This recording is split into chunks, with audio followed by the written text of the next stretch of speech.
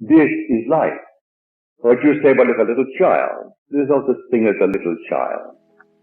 We are coexistent with God. There is no such a thing as a beginning of a little child. It was before that the world was. It came down into the world and clothed itself in a garment of flesh, just as you and I did. And we seem today more mature because we are now in our 60s. And the little child just started. He seems to just start. He didn't begin in his mother's womb, and he doesn't end in the grave. He was before that the world was. There never was a time when he was not. And nor shall there come a time when he shall cease to be. Beginning and end are but dreams, just dreams.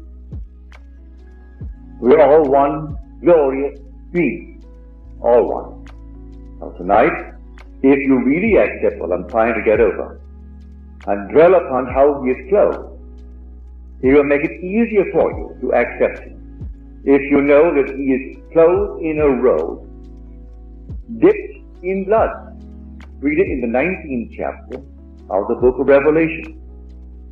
He is clothed in a body, in a garment, dipped in blood, and the name by which he is called is the Word of God. Well, in the beginning was the Word, and the Word was with God, and the Word was God. He was in the beginning with God. By him all things were made, and without him was not anything made that was made. Not a thing. All right, he is the only creator. Well, now the Word, spoken of here, became flesh. Well, I'm flesh.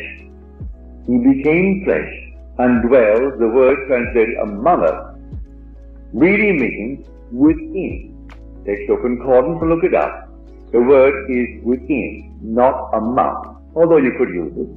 For certainly he is still among us, but he is within it, and he is clothed in a garment that is dipped in blood. And what little child is not a garment of blood? That's where the Lord dwells.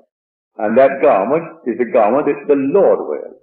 And he is using his imagination morning, noon, and night. And imagination is the Lord.